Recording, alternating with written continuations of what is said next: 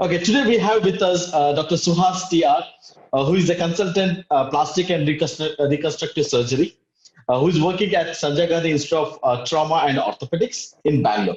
Dr. Suhas, welcome to National Dynamic Medical Student Summit. Hi, Sajjan. Thank you so much. Thanks for having me. It's a pleasure to have you today. Right, Suhas. My pleasure, dude.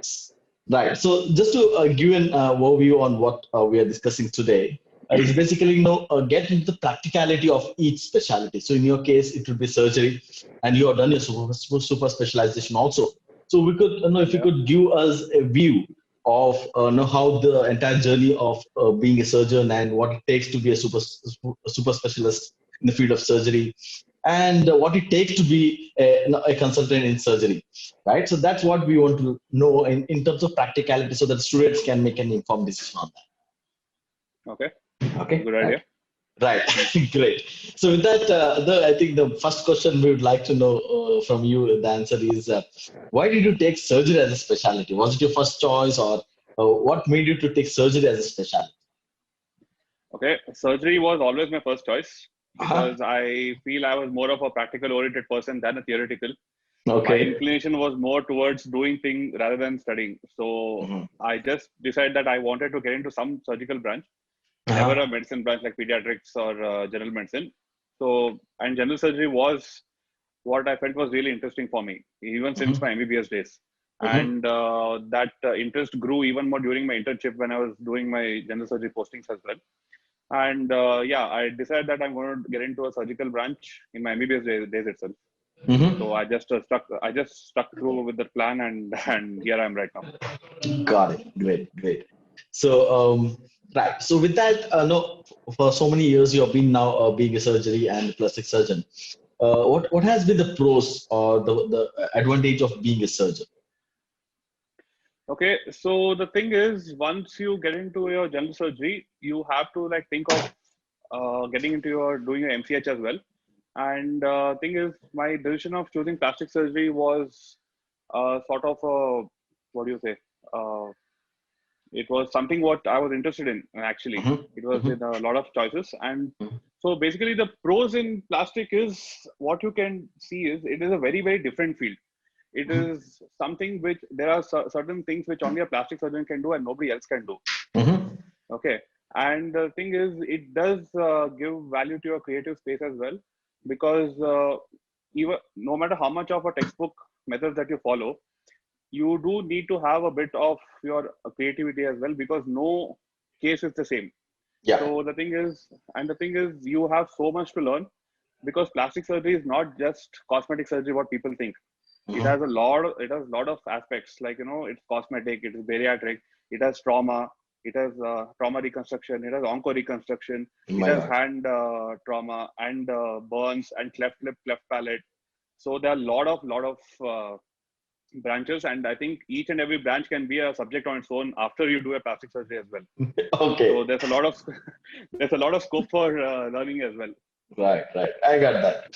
So that's been like I think the one which you mentioned is the space. There's a part of textbook theoretical knowledge which comes Yeah, out, and then there is yeah, your own creativity and the knowledge which you have to apply on spot yeah, to bring out the yeah. changes. I think that which integrate Yeah, in so it's a bit the exciting because you're learning on the job, on the job. and Okay. it's sort of exciting. You get to learn something every day Right. when you're working, Hmm. and it's a feel good factor.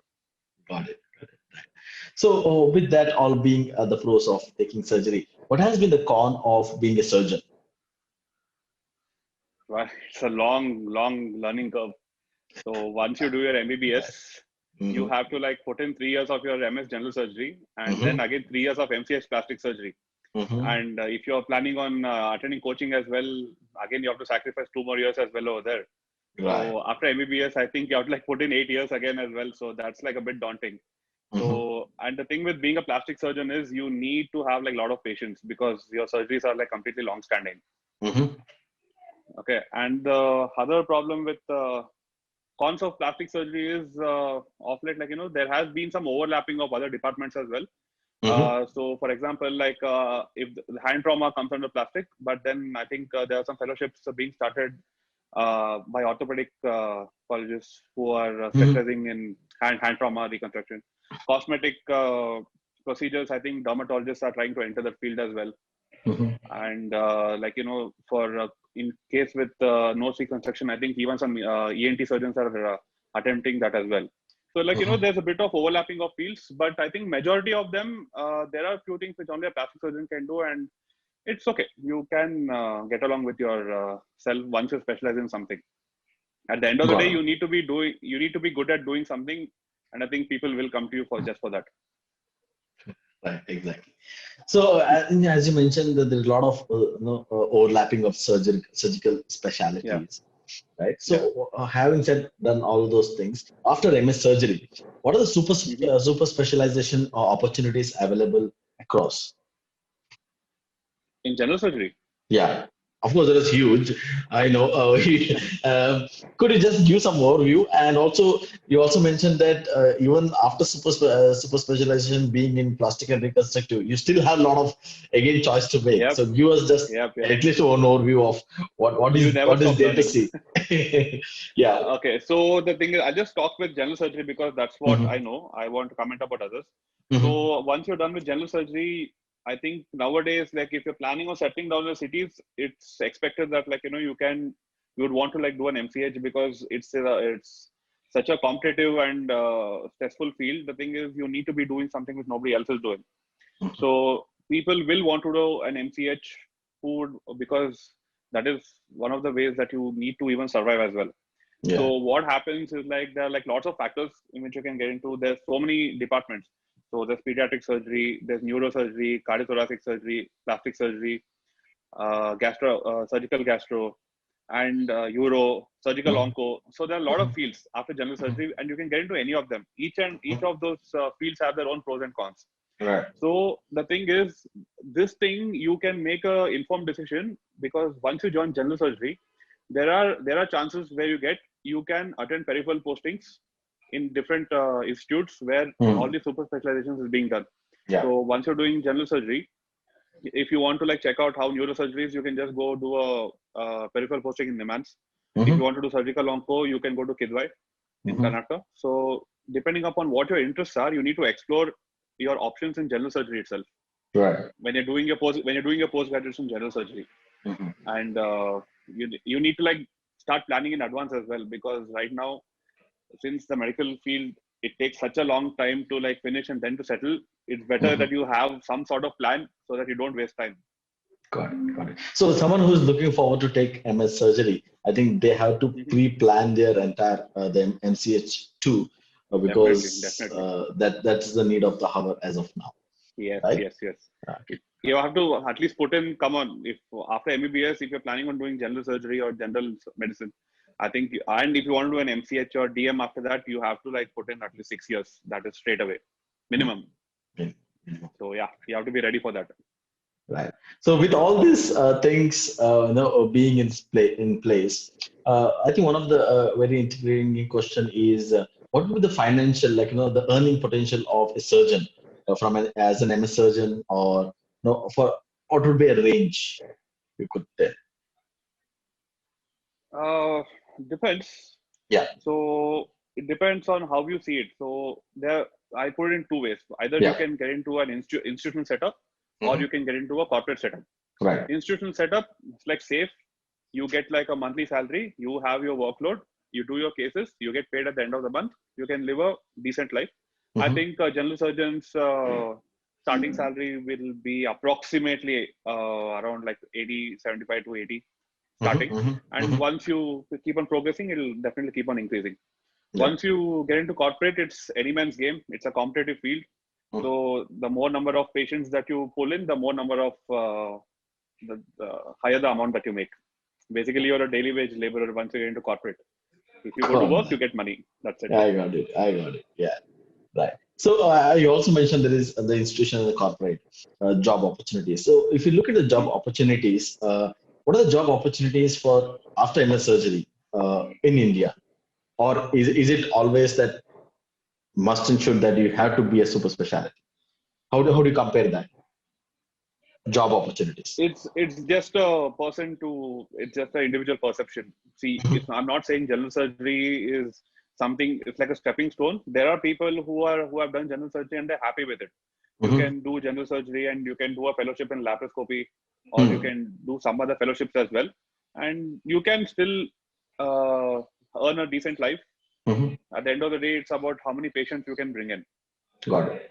And the thing is, but if you're in a city, I think people are more informed over there, well informed, and they would want to go to super specialist. Mm-hmm. If you're in a district or in a rural area, I think you can be like a jack of all trades. You can operate on any kind of a patient, once you're confident about it, and Mm-hmm. you can earn a good living over there as well. Got it. So that's the job opportunities in India. Yeah, What's your opinion on what are the opportunities of for a surgeon in abroad? very good. Mm-hmm. Very good. Because there's always a shortage of doctors worldwide as well. Mm-hmm. But there are places like, for example, US. If you want to go to the US, I think you have difficulty getting into the USMLE program if you're a general Mm-hmm. surgeon, because I don't think they are that much enthusiastic. Mm-hmm. But for example, if you go to like New Zealand and Australia, there is a requirement of surgeons over there, and you can have like a really really good life over there. Mm-hmm. Mm-hmm. And at the end of the day, it personally, I think going abroad, it provides you with much better opportunities, Got it. Got it. And basically, and and also, you'll have a better quality of life, because everything is controlled over there. It's mm-hmm. not like in India, like you have to attend to everybody. There, Mm-hmm. if you go abroad, you have like set number of cases. You will see these many number of patients per day. You are Mm-hmm. allowed to do only these many number of surgeries. Yeah. And once you're done, it's that, and you are paid like a really really good salary as well. Yeah. So Yeah. like for a doctor going abroad, it's a very very good opportunity for them. Exactly. Got that. So I think so one is that there is a lot of opportunities which you shared, and most of it towards Australia and New Zealand, and I think these are the areas where we have a lot of opportunities, right? But one of the things what they have to keep in mind that if they're looking into the US and UK, I think there's a bit of competition and some rules and regulations which are restricting. No, competition is there everywhere. Okay, Competition is there great. everywhere. Yeah, got it. So it's just that like you have to like be confident of yourself, and you have to make the best use of the opportunity wherever you get it, and you need Got to it. step up. There's Right, right. no second guessing in this. You have to like step up. If you want to Mm, come up, you have to like just go for it, go all out. got it. Okay. So, okay, so we got that point of abroad, right? So now looking into all these things, I think one of the area where we see a surgeon as like very busy, they have night calls, and you have been, of course, that's the perception we have, and I think that's most of the times you also experience that. But with all these things, how are you able to manage the work-life balance? What is your view It's on the tough. work-life balance? It's Okay, it's it's really tough. It's really tough, okay, okay. because once you do your general surgery or even plastic surgery for that matter, there will be emergency cases. Mm-hmm. You have to keep on going whenever you're called, Mm-hmm. and if you're into corporate, you don't know. You have to be on your toes at any given point of time. You will not have any free time unless you have informed your institute that you're on leave. You will be called at any given point of time, so you need to be ready for it. It's hectic, but I don't think it's going to be stressful if you love your job. At the end of the day, that's what you need to do. Once you Mm-hmm. love your job, you won't find it so stressful or cumbersome in any Mm-hmm. way. Got you. So yeah, love your Right. job and go for it. Got that. Right. So now looking into surgery, the MS surgery as a specialty, what do you see the future of the specialty of MS, because it's diluting and there are a lot of super specialization coming up. What do you see? How do you see the MS surgery in next 5 to 10 years as a career There's a option? lot of scope. There's a lot of Mm-hmm. scope. There's always time for expansion. There's always scope for more learning, more research. We are Mm-hmm. still just starting out. Okay. So for example, like I said, I'm just doing a plastic surgery right now. I Mm-hmm. still feel plastic surgery is equivalent to an MS general surgery, and Okay. MCH in hand trauma, onco trauma reconstruction. There are like so many uh, expansions which is happening right now. Mm-hmm. So what things were considered a fellowship before have turned into full-fledged MCH courses right now.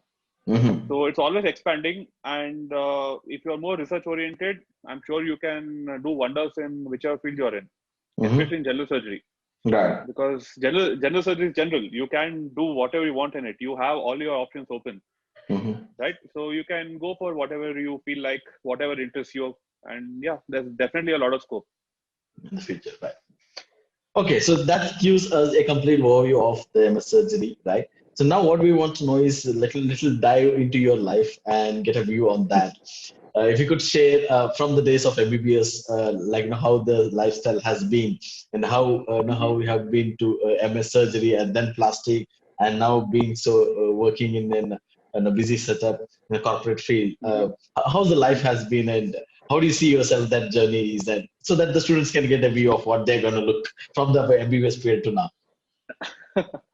Okay, so once you're done with MBBS, trust me, it's just a stepping stone, because super specialty is like a whole new ball game, and it's going to be stressful as hell, because I think PG is not just about learning the course; it's about learning how to handle yourself in a stressful situation as well.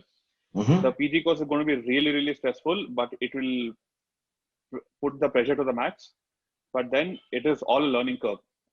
At the end of the day, right now, I feel I've actually grown better as a person once I'm out of my institutes, once I've completed my degrees as well. Right now, since I'm earning, I just look back at it and yeah, whatever I felt was stressful that time is helping me right now in my current job. So yeah, it's going to be hectic, but then it is a necessity because your field demands that from you. Once you're through, you're relieved. Then you have to get on with your life as well. Learn. I think during your PG course, your personal life sort of takes a backseat.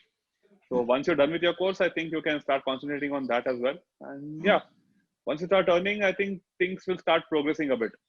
The only thing is you need to just look at yourself. Don't compare yourself with your peers, because there are lots of non-medical people who would have started working and they would have gone like a long way ahead. Just don't compare yourself, because any person in the medical field, they're going to start earning late. But it's going to be fruitful at the end of the day. Got it. Great. So wonderful. So now with all these things, what has been one of the challenging part of being a plastics MS surgeon or a plastic surgeon? Challenging part. I would say getting into work every day, just trying to innovate on the job. That's a bit of a challenge as well. Challenge and exciting. Yeah. Stressful at times. You have to learn how to manage your personal and professional life as well. So that's like a very tricky job to do that. And the thing is, when it comes to plastic surgery, the thing is people have a lack of awareness regarding the field. They don't know, because the moment you say plastic surgery, people will just go for cosmetic. Oh, plastic surgery, you just do cosmetic surgeries. It's not just that. That's why it's always called a trauma and reconstructive surgery. Okay. So example, if you're doing for oncosurgery, imagine a lady has breast cancer. You do a mastectomy. So a lady will have trouble going out into the society with just she'll be very conscious of having just one breast. We come in that time and we do a breast reconstruction. Okay, if there's like a CA of the cheek or a mandible, you do a heavy mandibulectomy. So at least to have food, you need to do a mandible reconstruction. That is where we come in again. Okay. So and then we even treat burns. We do cleft palate, cleft lip surgeries. We do bariatric surgeries. There are genital reconstructive surgeries. So the thing is, the lack of awareness is a bit troubling. I think that's where we need to concentrate on, so that the people can reap the benefits of our field as well. Got it. Right. So I think the awareness is even being medical doctors and the medical students, MBBS, I think most of them are completely not aware of all those things what you mentioned. So what we think is plastic means it's cosmetic, it's nice things. Yeah. But I think the way you explain, I think even the medical field, there is a lot of knowledge which has to be, still there. Yeah. People have to understand what each specialty holds and what they can look forward to in that. Great. Right. And with all these challenges, what has been the best part of being in a plastic surgeon or surgeon as a surgeon? Hmm. So, see, the thing is, I love my subject.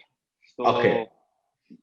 So, just going back into work every day is an exciting thing for me Great. because I get to learn something new every day Mm-hmm. because it's an ever evolving field, and you get to experiment a lot.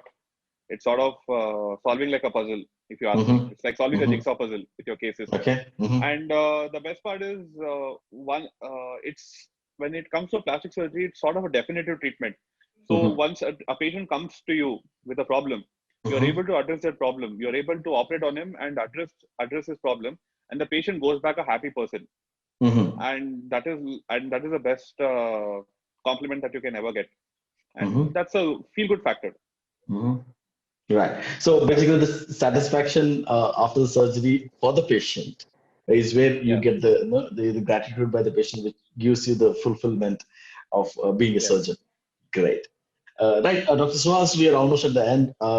So what we would like to know is what's your message, what's your guidance for the student and doctors who are looking forward to take MS surgery and of course the Mhm. future of it.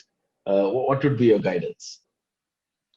Okay, guys, it's going to be stressful, but it's a necessity. Please have your patience, and you have to put your book to it. Just get into your books, keep on reading. Whenever you get a new case, keep on studying about that case. Don't delay it for any reason, and you have to keep on following it up because general surgery is such a volatile field. It's not like you read it once and you remember it. You need to keep on rereading it. And the thing is, your staff will always be there to guide you, and you have to take their help as well. It's not just because since general surgery is a practical field, just reading the books is never going to be enough. You need to be good in your surgical skills as well. And the only time you get good in the surgical skills is you keep on doing it again and again and again. There's no Mhm. other second way. Yeah. The thing is, just for example, you do in your internship when you're doing casualty postings, you just do simple suturing, the simple suture, matrix suture, subcut sutures. So you keep on doing it again and again. You're good at it right now. It's the same way with any sort of surgery. You do a laparotomy, you do a neurosurgical case, you do a cardiothoracic case, whatever case you do, just need to keep on doing it again.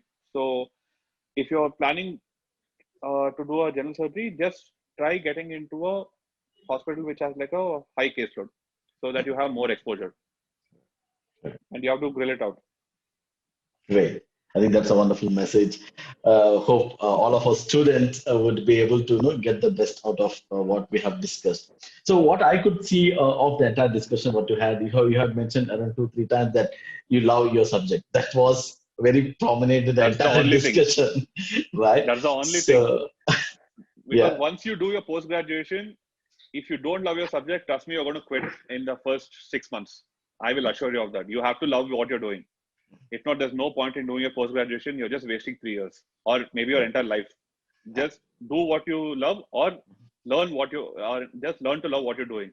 Either of the two. If you hate it, it's going to be horrible for you yeah, and your patients in the future.